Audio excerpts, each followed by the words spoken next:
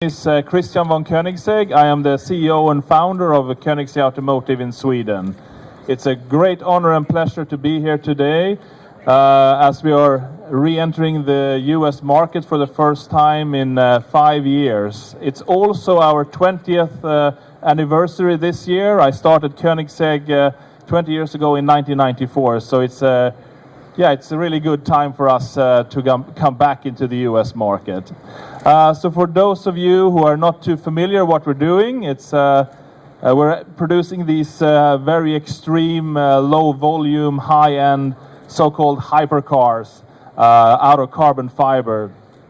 They are all very extreme in their configuration, but they are built for road use. And they're really hand-built in every detail. Every car takes around 4,000 hours to build. So it's really a labor of love, and we put a lot of effort into every little detail. The objective of these cars is really to give our customers something truly unique and something they can't find in any other car. So it's all about extremes, but it's not only about extremes in performance, it's also in extremes when it comes to usability in comparison to the performance the car has. So it's also about practicality. These are road cars, not race cars. They are built to be driven on normal roads. So even though the car has a very low ground clearance, it also has a hydraulic system that lifts the car up. It has short overhangs. So basically wherever you can drive with your normal sedan or car of that type, you can actually drive with this car. And even though it handles amazingly well on the racetrack and is really designed to gel with the driver and connect on a visceral level, it's also actually quite comfortable. It has a compliant suspension with very low unsprung weight, which is important to get the comfort right in a lightweight car, to have the unsprung and sprung weight balance correct. We have pioneered, and we're the first car producer in the world to have road legal fully carbon fiber wheels. They're actually made in one-piece hollow carbon fiber construction. They're about 30 to 40% lighter than the lightest forged aluminium wheel you could ever find. And that gives actually not only better handling, better stopping and acceleration, but it also gives better comfort because the unsprung weight is less and the ratio is better. So it's something we're very proud of. What is also quite unique about this car, you can see this door mechanism. It's something quite unique in its operation. Swings up like this and closes like this. So easy to operate. What it actually gives, not only a different type of door opening, but it means you can park quite close to another car and still open the door fully. One of the things I set out to do when I started the car company is to give our customers maximum possibilities to use their cars. So actually this roof comes off. I will just lay off this microphone 1 second and show you.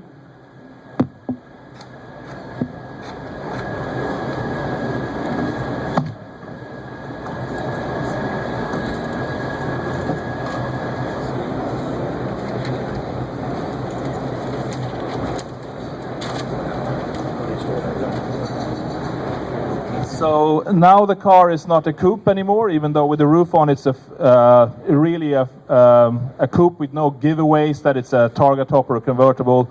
And in very quick time now the roof locks were already unlocked, but it takes just 2 minutes to unlock them, and then you have a true roadster, a very open feel. So in combination with this wraparound screen, you really get an open feel. That roof actually stores in the front as well. And that looks almost impossible because the front of the car is actually shorter than the roof. But we designed the dashboard to become a kind of a carbon fiber bridge construction. My colleague will open up here and you can see. So the roof slides in underneath the dashboard. And given the fact that we made space for the roof in the front of the car, we actually have the largest luggage space of any of these hypercars in the market. So you can have a bag of this size in the front, and also a few bags back here. So the bulkhead is back here underneath the dashboard, so the roof can slide in underneath here. So it's all about extremeness and practicality all baked into one. This car, this particular car is actually a flex fuel car. It also can run on E85 fuel, and we pioneered those systems in our car back in 2007, way before any of our competitors were thinking about environmental aspects. But the nice thing about E85 fuel is that it also gives higher octane levels than normal petrol. So if this is filled up with E85, it has up to 1200 horsepower. On normal 91 octane fuel, you have around 1100 horsepower, and you can mix it in any mixture and you get power levels in between.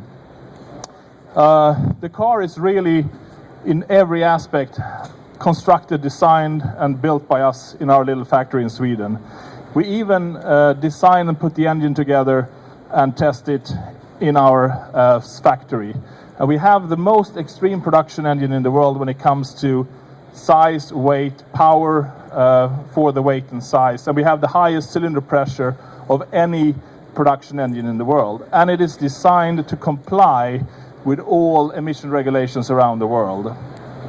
So that is something we're very proud of. The engine, which is a twin-turbo dry-sump aluminium V8, is coupled to a 7-speed automatic paddle shift transmission, which also has an electronic differential.